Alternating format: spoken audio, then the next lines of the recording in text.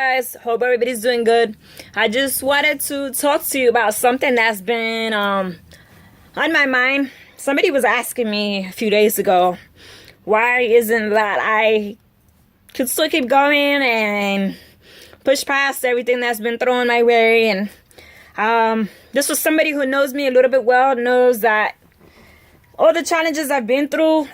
If you don't know me well, I have a lengthy medical history. I've had 14 surgeries. I am a cancer survivor and in remission. Thank you, God. And just have had dozens of hospitalizations and just a lot going on physically. And it took me a long time to change my mentality. And I was always stuck with the mindset that I'm sick and I can't get past this and I'm not going to get better. And I had a conversation with my mentor, who didn't know they were my mentor at the time. But this person has inspired me so much. And I was having a conversation and I was telling this person, yeah, I went to the doctor and they told me that this is back and I may have to do this and I may have to have chemo and gonna have to have another surgery and this is gonna be the rest of my life. And that person kind of scolded me and I was like, don't ever claim that and receive that. If you say you can't, that's exactly what you're attracting. And you gotta remember, there's life and death in the power of the tongue. What you're speaking is actually what's gonna come to pass. And I didn't comprehend that at the time and I didn't grasp it, and I was stuck in my own victim and pity party and playing the why me violin, you know.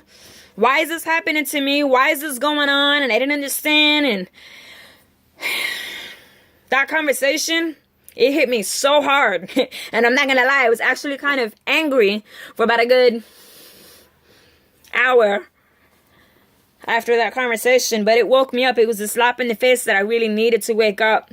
And the whole point of this video is that you got to remember something. Just like a farmer that plants a seed, you know, inside of his field, that farmer doesn't just plant that seed one time, put water on it one time, throw some fertilizer on it one time, and walk away and never take care of it, never do anything to it, and then expect it to harvest. That same thing goes with faith. You can't expect God to come and do miracles for you and change your situation if you are not watering your own garden. When it's cold and when it's dark and when the conditions are not right, those are the times that you really have to stick it through. When that diagnosis comes through, when those bills are stacking and you haven't been working because you've been in and out of the hospital and you don't know how you're going to make it from one bill to the next, you still have to have faith. You got to keep holding on to that promise. And the one promise that I have been learning to hold on to on a daily basis, that Bible verse that says, I can do all things with Christ who strengthens me. It doesn't say little things. It doesn't say selective things. It doesn't say easy things. It says all. And if you look up the word all in the dictionary, it means everything.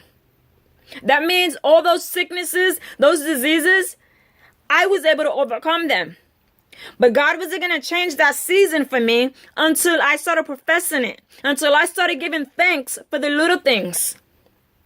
So you may think that just because you're not a religious person, that this doesn't apply to you, and that, yeah, you know, maybe, you know, you're not into the whole Bible verse thing. I'm not judging. That's cool. But you do have to believe in you. At least that.